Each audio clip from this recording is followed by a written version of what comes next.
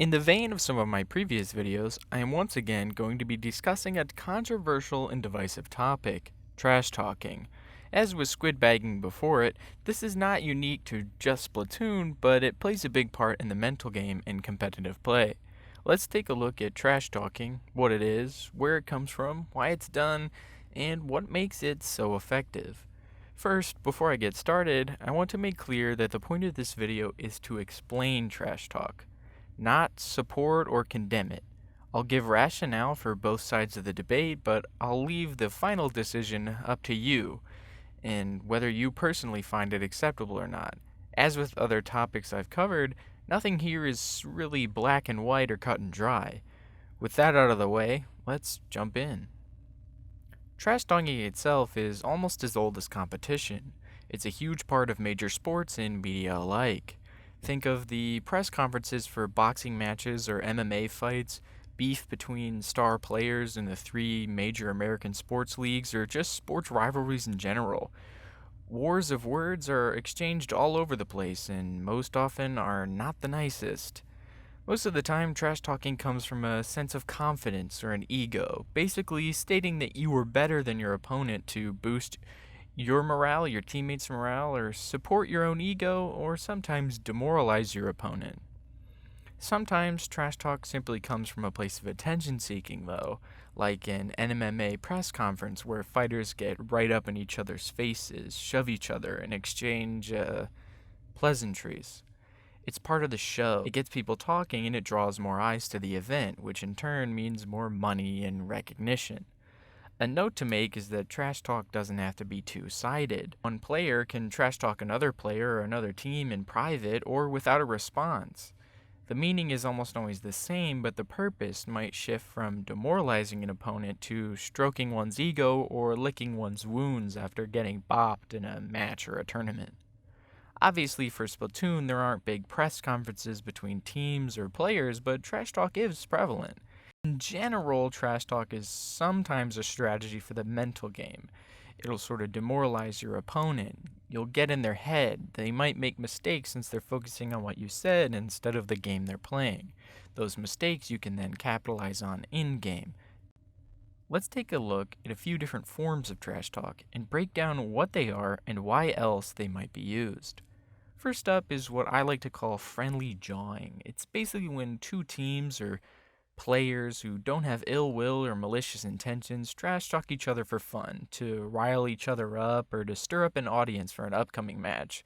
This is seen sometimes in higher level Splatoon with high level players who are good friends. It's not malicious and is mostly in good fun. Another form of trash talk is what I like to call the celebratory trash talk.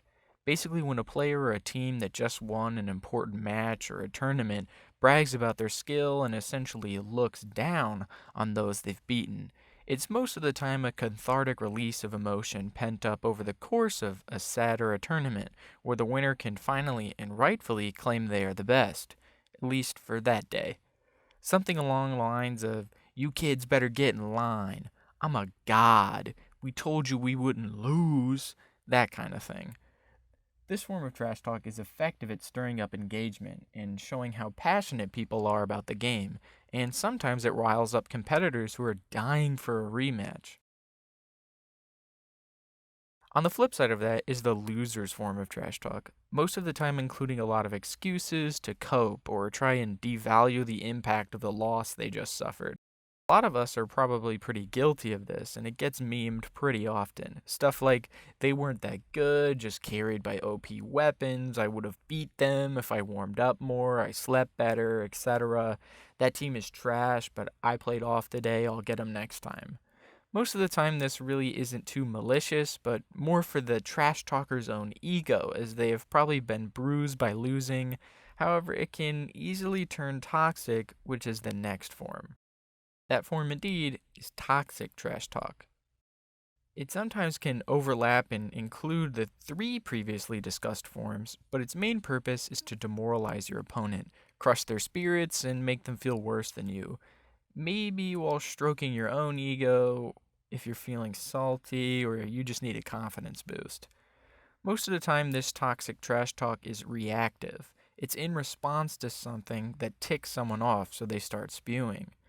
This is the trash talk that is most controversial, that can really hurt feelings, burn bridges, and turn people away from the community. Because of its toxicity, it invites more toxicity, more trash talk, more engagement, more people chime in, and the cycle keeps going and going and going.